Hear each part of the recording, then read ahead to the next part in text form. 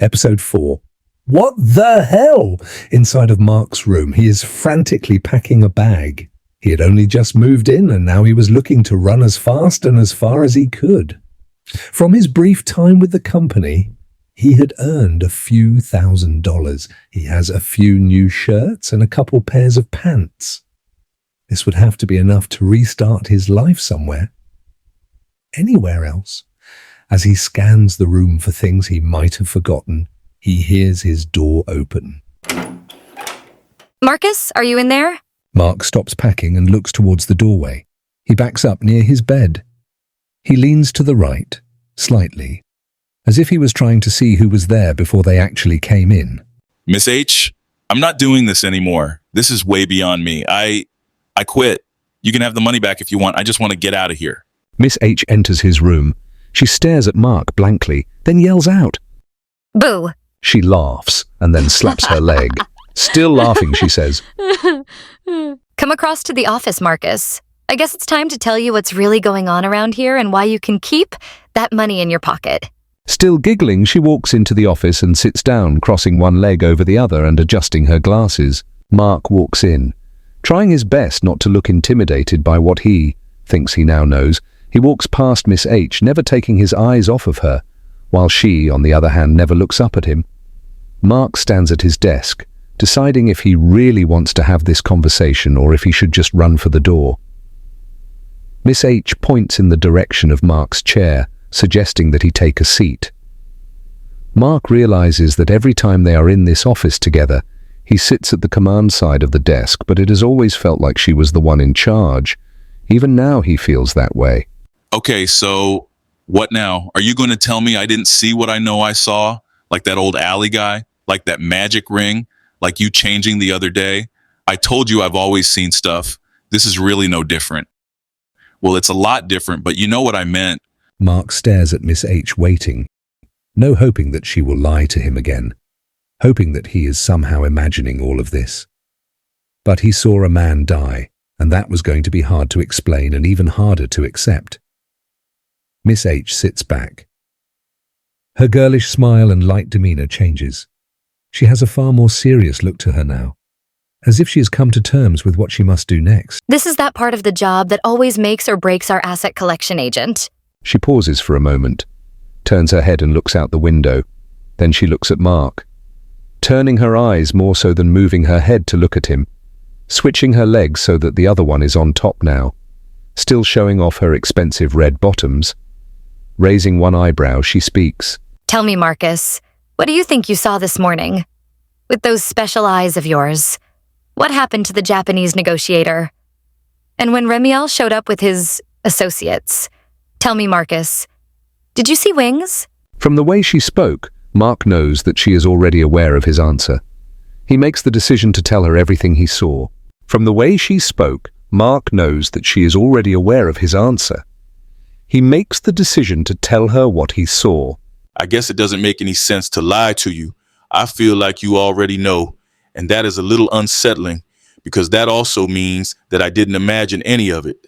Finally, deciding to sit down, Mark nods his head a little in preparation for what he considers to be an unimaginable conversation. He wonders to himself if he is talking to a monster, a demon. He knows what he saw and wonders why she would need to hear it. Okay. Slowing his breathing. Feeling more settled in his dilemma, he speaks. Yesterday, I saw you change, or maybe I saw you unchange. I'm not sure what your normal face looks like. I saw what you look like under all of that human disguise. And just in case you didn't know, it's very scary. But I still stayed, convincing myself that either I didn't truly see what I'm now positive that I saw, or I don't know. I figured I could figure it out at some other time. Then the dude in the alley, I saw him change also. He got, I don't know how to describe it. There was more of him, but he didn't really get bigger, you know, just more, like he was deeper. Yeah, that's it.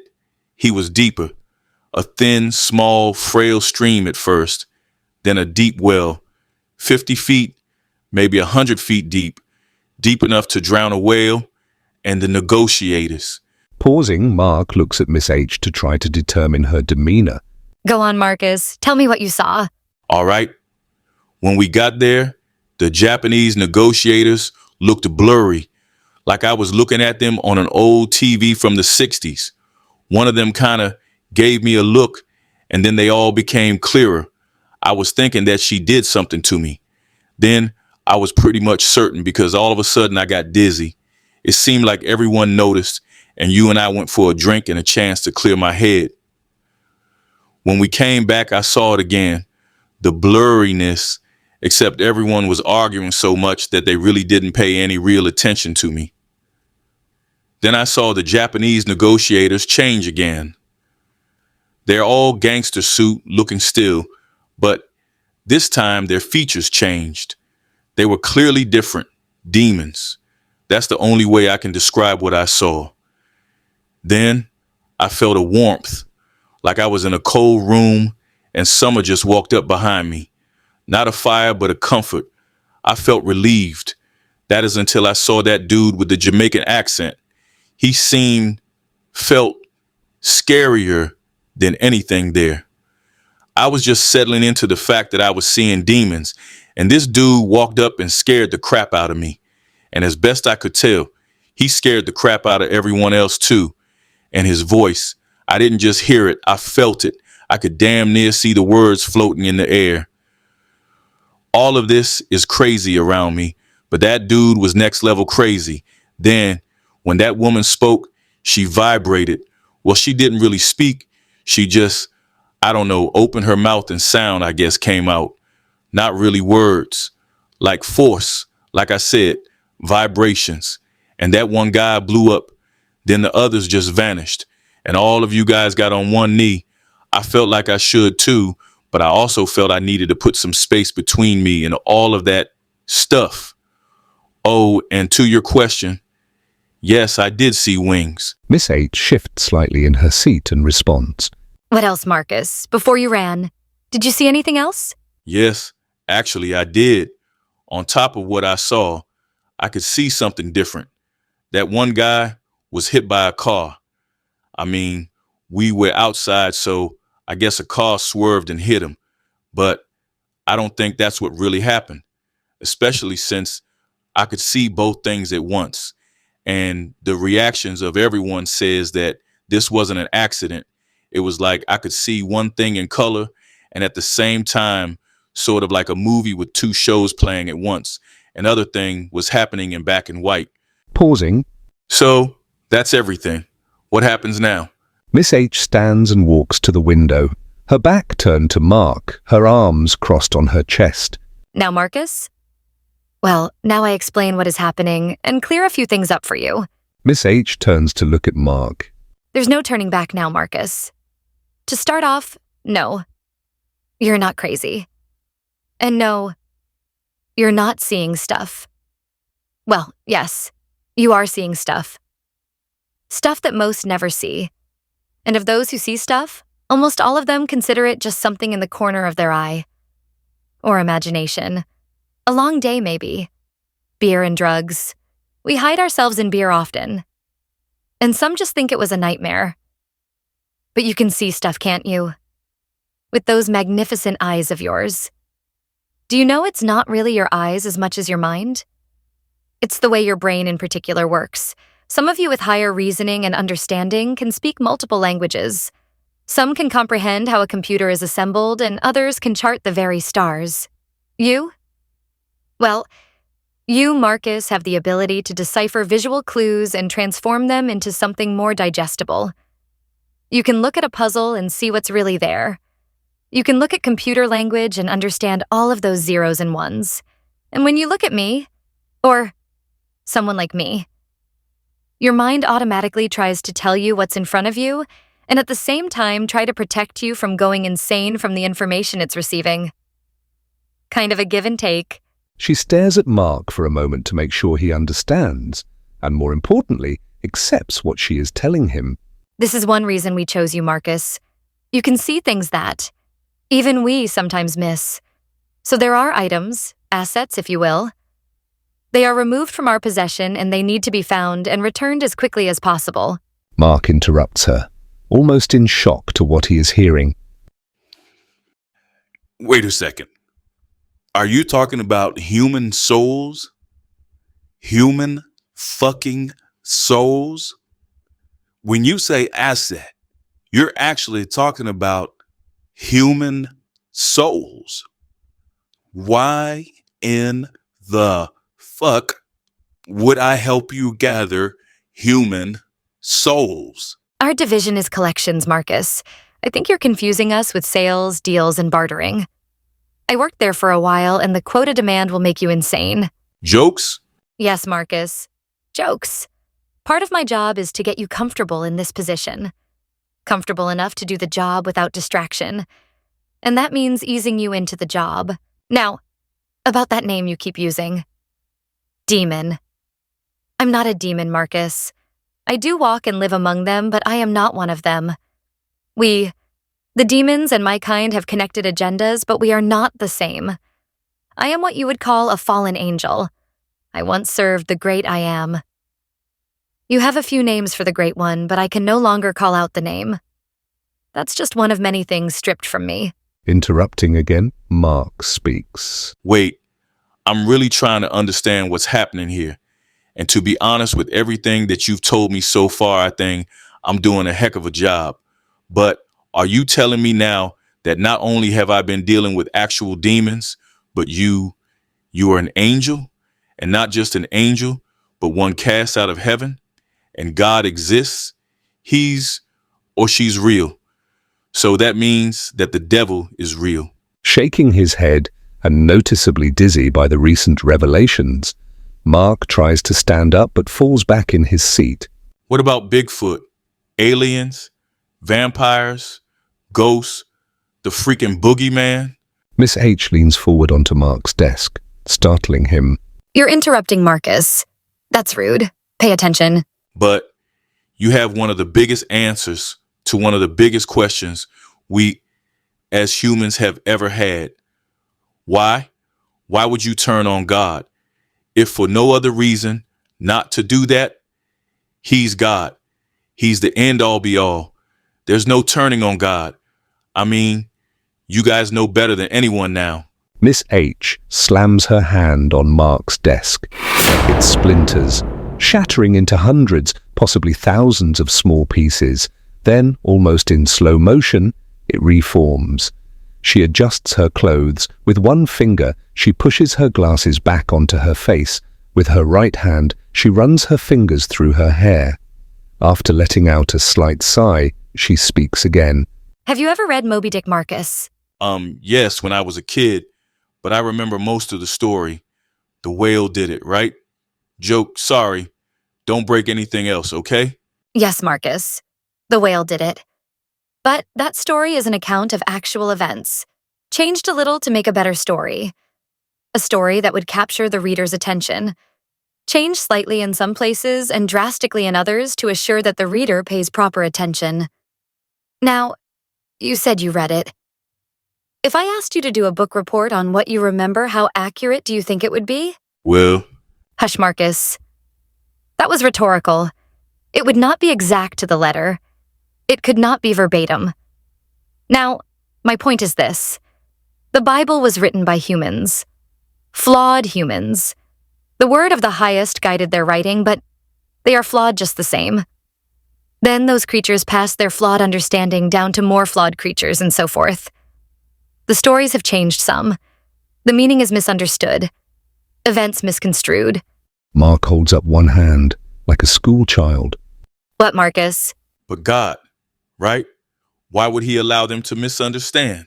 Excited, she stands and yells, one fist clenched, and Mark can see her wings just for an instant. Exactly, Marcus. Exactly.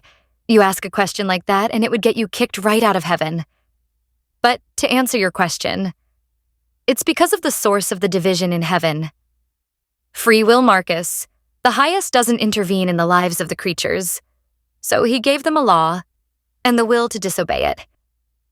He gave you the commandments, then the will and blessing to disobey them, and then said he would punish you for doing a thing he said you could do. You're blowing my mind right now. Feeling a little more comfortable now, after nearly jumping out of a window when she exploded before, Mark asks another question. Okay, I'm following you so far.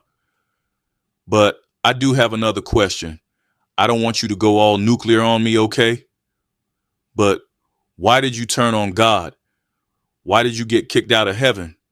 Miss H smiles, slightly. Well, now, Marcus, that was almost an acceptable question. The highest commanded that there be creation. And so, we created. He wanted vastness, and we did as commanded. He wanted light, and we obeyed. At that point, we didn't even know what light was. No one asked.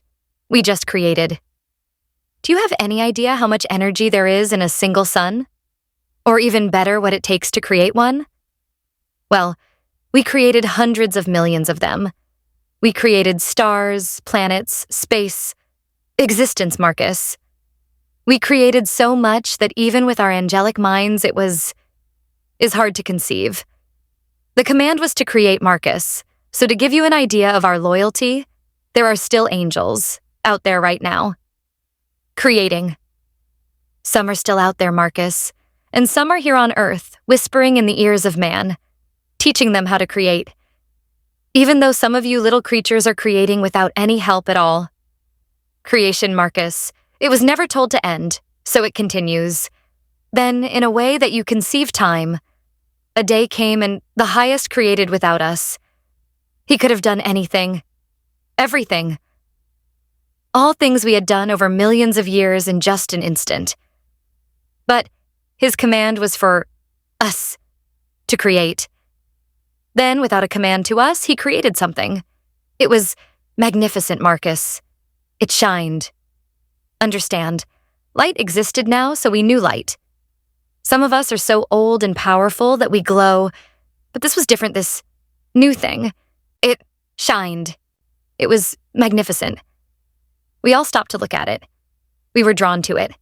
Some even asked, "What is that?" Others, higher choirs, said it was free will. Now, we had will. There is very little that an angel cannot do, and a part of our angelic might is the will to serve. But this was free will, Marcus. It was the desire to do, but to do for self. We had never even thought of a concept like do for self. He twisted and molded this energy, I guess you would call it, until it could actually defy him. He could speak, and this new thing could choose not to listen, even though it heard. He wrapped it in a shell and called it a soul. And then he commanded, "Give this to the humans, after billions upon billions of centuries." Before the concept of time even existed, there was the angel. Commanded, told, expected to do. Then this thing, small, frail, weak creatures, young and unknowing of his presence, disgraceful in his grace. This thing was to be given the greatest thing I had, or have ever known. Next to the highest one, of course. Understand, Marcus. We still did. We still were commanded, but one of us. The strongest of us. The most loyal. The first of us. Confused about this. Simply wondering why? For the first time since the dawn of forever asked, "Why them, Lord?" And in an instant he was punished, struck down by the highest. And a new command was given, to his brother Michael. Cast him out, he commanded. And Michael did not question, he simply did. As we all had done before, but a few, not all. Not half. 1/3 stood with Lucifer. Some did not think the question demanded such a response. Others were as loyal to Lucifer as they were to highest. At that time, Lucifer was the number 2. And some honestly simply didn't understand the conflict and chose a side for any of a million different reasons. 1/3 Marcus. Even though there were many angels not in heaven, still creating, or on some other mission of divine command, there were hundreds of angels for every grain of sand on every beach and desert in the entirety of the world. Infinity is just a concept to you. You cannot count to infinity, but I can assure you that there is an infinite number of angels. So when one of three stands against the host, that is a number that is inconceivable to a human mind. And that question, as simple as it seems, became a war. And that war lasted for 1 billion years. Even as only a third of heaven, the numbers on both sides were incredible. Then we lost. We were cast out, sent to hell. The highest could have sent us away in an instant, but he allowed the war. And eventually we crawled out. Some wanted to destroy the highest little pet project in revenge. You know that is where that concept came from. Revenge. Anyway, some accepted that we are now fallen, never to return home. And now, over 1 million years, we have fallen back in line. We serve. Even here. In hell we serve. Any and all souls cast into hell are monitored by us. We make sure that they do not leave. Their punishment is our watchful eye. We guard. No demon leaves without certain permissions.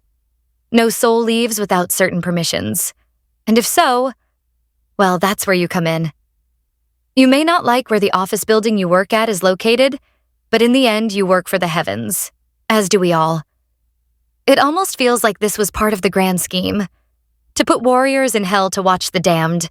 Mark takes a second to absorb everything he has just heard.